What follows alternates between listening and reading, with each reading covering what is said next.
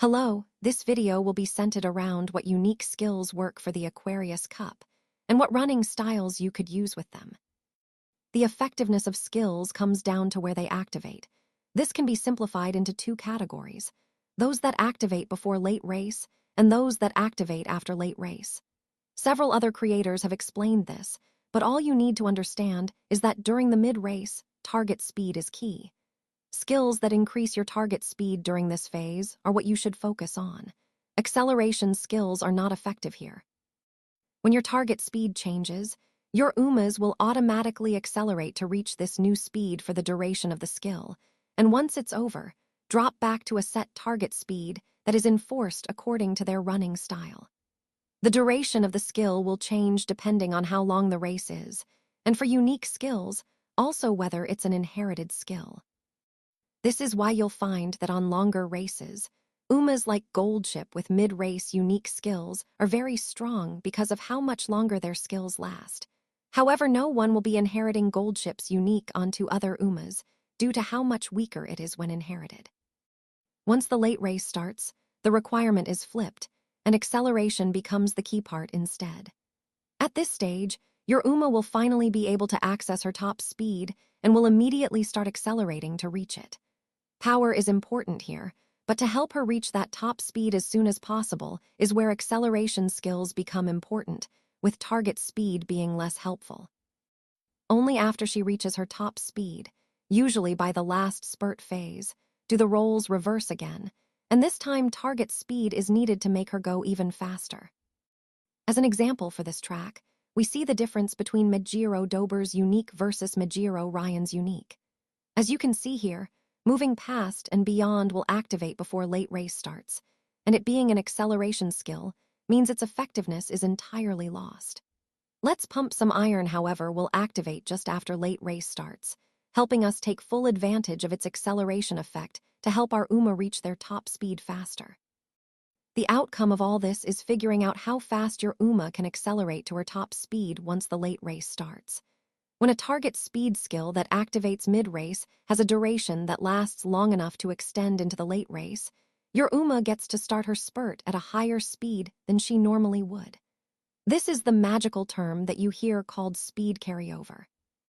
A good example of this would be Festival Gold City's unique skill, Dancing in the Leaves, which is both an acceleration and speed skill that lasts long enough to have its effects transferred into the late race phase. During the mid-race phase, its target speed effect is in use, and then when late race starts, its acceleration effect kicks in too, building upon the extra speed carried over from earlier to help her accelerate faster, which for our case makes her a strong uma for this track. A special kind of example is Takei Shuttle's unique. Remember that unique skills have a shorter duration when inherited, and in this case, when shooting for victory is inherited, the duration does not extend into the late race, and other umas cannot get anything out of it. Only Takei Shuttle can, so if you want to use this skill, use her as a runner, but do not inherit it onto any other umas. Another important thing to consider when deciding umas to use or what unique skills to inherit is that some skills have positional requirements to activate. Let's Pump Some Iron, for example, will need you to get into 6th place on any corner during the late race phase, making it only viable for late surgers or end closers. A similar but opposite option would be Angling and Scheming, which requires 1st place only, and will usually be limited to front runners since they should be the ones in this position as the late race starts. Skills like Victoria Por Plancha require you to be 2nd place or higher, which allows you to try something different like building a frontrunner El Condor Pasa to be better positioned to activate the skill. Due to how tight the positional requirements of some of the best skills for this track are, a common strategy could unfortunately be the triple front setup we saw a lot back in the Scorpio Cup. The whole idea of this is to block off the crucial positions needed for Angling and Scheming, Victoria Por Plancha, and to a lesser extent, Shooting for Victory and Give Mummy a Hug. This also limits these skills to your own runners and gives a better chance of activating them much quicker and in better positions than anybody else. However, this strategy is extremely reliant on runaway Suzuka, and she may be difficult to build for this race. Please, Do not attempt this strategy without her. You will lose. I do not like this strategy myself and find it to be very reliant on what lobby you get put up against. Is it strong? Yes. But it's a ridiculously high investment setup that requires you to build 3 very good front runners, which is not the easiest thing to do. So most people attempting this may not have the ability to pull it off.